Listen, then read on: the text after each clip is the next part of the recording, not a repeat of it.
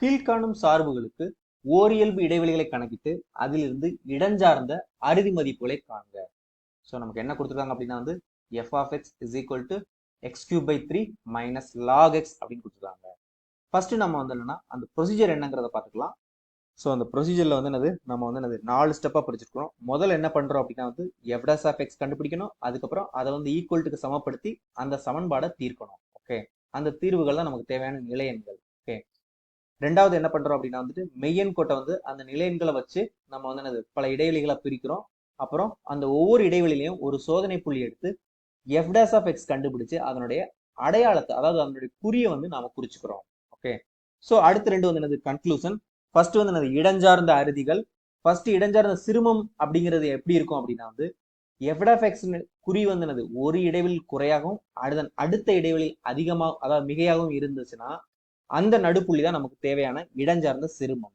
Okay, ஒருவேளை F dash எக்ஸினுடைய குறி வந்து ஒரு இடைவெளியில் மிகையாகவும் அதன் அடுத்த இடைவெளியில் குறையாகவும் இருந்துச்சுன்னா அந்த நடுப்புள்ளி தான் வந்து நம்மளுடைய நமக்கு தேவையான இடஞ்சார்ந்த பெருமம். ஓகே, ஸோ அது மட்டும் இல்லாம அந்த திட்டமாக ஏறும் இறங்கும் முறையும் நம்ம வந்து எஃப் டேஷ் ஆஃப் எக்ஸினுடைய குறியை வச்சு சொல்லிடலாம். அதாவது அந்த இடைவெளியில எஃப் டேஷ் ஆஃப் எக்ஸினுடைய குறி வந்து குறையாக இருந்துச்சு அப்படின்னா நம்மளுடைய சார்பானது திட்டமாக இறங்கும் சார்பு. ஓகே, ஸோ ஒருவேளை எஃப் டேஷ் ஆஃப் எக்ஸினுடைய குறி வந்து மிகையா இருந்ததுன்னா அந்த குறிப்பிட்ட இடைவெளியில நம்மளுடைய சார்பானது திட்டமாக ஏறும் சார்பானது ஆகும். ஸோ இதுதான் நமக்கு தேவையான இன்ஃபர்மேஷன். ஸோ இப்போ வந்து நம்ம கணக்கை வந்து ஸ்டார்ட் பண்ணலாம். ஸோ ஃபர்ஸ்ட் கணக்கு எழுதிருக்கேன் f of x is equal to x cube by 3 minus log x அப்படின்னு சொல்லிட்டு. ஓகே, ஸோ ஃபர்ஸ்ட் நம்ம என்ன பண்ணலாம் அப்படின்னா எஃப் டேஷ் ஆஃப் எக்ஸ் கண்டுபிடிக்கலாம். எஃப் டேஷ் ஆஃப் எக்ஸ்ங்கிறது என்னது, இங்க 1/3 அப்படிங்கிறது என்னது மாறிலி. எக்ஸ் கியூப் டிஃபரன்ஷியேட் பண்ணோம்னா நமக்கு என்ன கிடைக்கும், 3x² கிடைக்கும். மைனஸ் லாக் எக்ஸ் டிஃபரன்ஷியேட் பண்ணா என்ன கிடைக்கும், நமக்கு 1/x அப்படின்னு கிடைக்கும். ஓகே, ஸோ நமக்கு இங்க வந்து என்னது இந்த 3 கேன்சல் ஆயிடுச்சு. ஆனது போக நமக்கு என்ன கிடைச்சிருக்கு அப்படின்னா x² மைனஸ் 1/x அப்படின்னு கிடைச்சிருக்குது. ஓகே, ஸோ நம்ம இப்போ என்ன பண்ண போறோம் அப்படின்னா வந்து எஃப் டேஷ் ஆஃப் எக்ஸை வந்து என்னது நம்ம வந்து என்னது இஸ் ஈக்குவல் டு 0 அப்படின்னு சமப்படுத்தி ஒரு சமன்பாடு கண்டுபிடிக்கலாம். அந்த சமன்பாடை வந்து நம்ம தீர்க்க போறோம். Okay, so f dash of x equal to 0 அப்படின்னு என்னது x² minus 1/x is equal to 0, which implies x² is equal to இந்த 1/x என்னது இந்த பக்கம் கொண்டு போயிடலாம். ஸோ 1/x கிடைக்கும். ஸோ நமக்கு இதுல இருந்து நமக்கு என்ன கிடைக்கும் அப்படின்னா வந்து இந்த x இந்த பக்கம் வந்துச்சுன்னா x³ is equal to 1 அப்படின்னு கிடைக்கும். இதுல நமக்கு என்ன கிடைக்கும் அப்படின்னா வந்து x is equal to cube root of 1 is equal to 1 அப்படின்னு கிடைக்கும். ஓகே, ஸோ நமக்கு தேவையான நிலையன் வந்து என்னது 1 தான். இந்த புள்ளியை நம்ம வந்து என்னது மெய்யன் கோட்டில் குறிக்கிறதுக்கு முன்னாடி நம்ம இந்த ஃபங்க்ஷனுடைய அதை கொடுத்துருக்கிற சார்பினுடைய சார்பகம் பார்க்கலாம். ஸோ நமக்கு என்ன தெரியும் அப்படின்னா வந்து இந்த x³ ஆனது வந்து ஒரு பல்லுறுப்புக்கோவை. அதனால இது வந்து என்னது எல்லா மெய்யெண்களிலும் வந்து வரையறுக்க முடியும். ஓகே, பட் இங்க நமக்கு என்ன இருக்குதுன்னா லாக் எக்ஸ் இருக்குது. ஓகே, ஸோ லாக் எக்ஸ் வந்து என்னதுன்னா வந்துட்டு குறையன் பக்கம் வந்து அது வந்து வரையறுக்கவில்லை. ஸோ அதனுடைய இப்ப நமக்கு கொடுத்துருக்கிற எஃப் ஆஃப் எக்ஸனுடைய சார்பகமானது நமக்கு x பிலாங்ஸ் டு நமக்கு என்னது 0, தான். அதாவது என்னது மிகையன் சைடு மட்டும்தான் வந்து இருக்கும். ஓகே, ஸோ நம்ம அதனால வந்துட்டு ஸோ நமக்கு தேவையான மெயின் அந்த கோடே வந்து என்னது நமக்கு 0 இருந்து ∞ வரைக்கும் மட்டும்தான். ஓகே, ஸோ நடுவில் நமக்கு என்ன இருக்குது அப்படின்னா வந்துட்டு நமக்கு தேவையான புள்ளி என்னது 1 அப்படின்னு இருக்குது.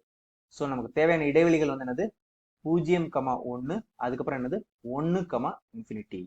ஓகே, ஸோ இப்போ நம்ம வந்து என்னது சோதனை புள்ளி எடுக்கலாம். இந்த 0, 1ல வந்து சோதனை புள்ளி வந்து என்னது x is equal to 1/2. அதுக்கப்புறம் இங்க 1, வந்து என்னது நாம 2 அப்படின்னு எடுத்துக்கலாம். ஸோ இப்போ நம்ம வந்து எஃப் டேஷ் ஆஃப் எக்ஸனுடைய மதிப்பு வந்து இந்த இடத்துல கண்டுபிடிக்கலாம். So f dash of 1/2 is equal to x² அப்படிங்கிறது நமக்கு 1/2² 1/4 மைனஸ் இங்க வந்து என்னது 1/x. ஸோ 1/1/2 என்னது 2. ஸோ இப்போ என்னது 1/4 இருந்து 2 வந்து குறைக்கிறோம் அப்படின்னா என்னது அது வந்து நெகட்டிவ் அப்படிங்கிறது நமக்கு கிடைக்கும்.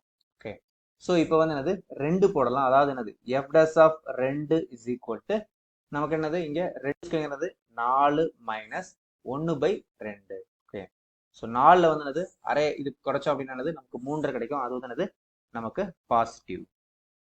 ஸோ இந்த குறி வந்து என்னது நமக்கு குறையன், இந்த குறி வந்து என்னது மிகையன். ஸோ அதனால இந்த ரெண்டு நடுவில் உள்ள புள்ளியானது நமக்கு சிறுமம்.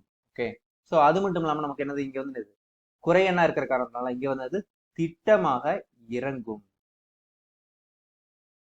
ஸோ நம்மளுடைய சார்புகள் வந்து அதாவது சார்பு எஃப் ஆஃப் எக்ஸ்ங்கிறது என்னது இந்த இடத்துல திட்டமாக இறங்கும், இங்கே வந்து என்னது திட்டமாக ஏறும்.